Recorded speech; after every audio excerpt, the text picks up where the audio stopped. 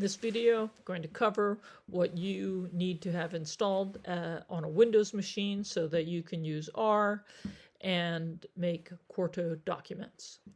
There are three basic things that you need IT to install for you: R, Rtools, RStudio Desktop. You need to have these updated regularly. What does that mean? For me, the longest I would want to go is 6 months before updating. But now that RStudio is going through some changes because they're becoming POSIT and they're doing this Quarto integration, you may need to do that more frequently.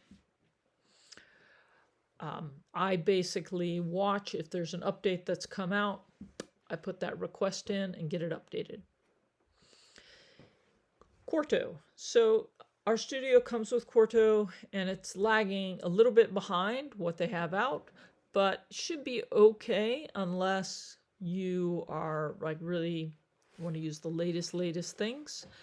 A nice thing though is that if you do need to update, you should be able to do that because you can install it locally. So you don't need admin privileges to do that. You can just update it. R packages, something to know is that you're going to be installing these and updating these constantly. It's absolutely essential that your IT sets it up so these install to a local user library that you can install to. You just can't really use R unless you have that ability. If you are going to be making PDFs, then you'll want to install tinytex. And the easiest way to do this is just to do it from within RStudio. So you're going to do that install packages tinytex, and then you do tinytex install tinytex, and that's going to install everything. If you have Mictech already installed, I would say have IT uninstall that because it's not going to play nice with Quarto.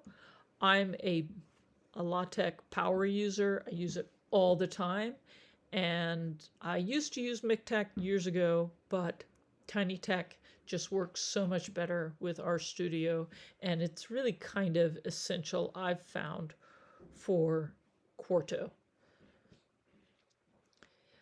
Yeah, so that's it.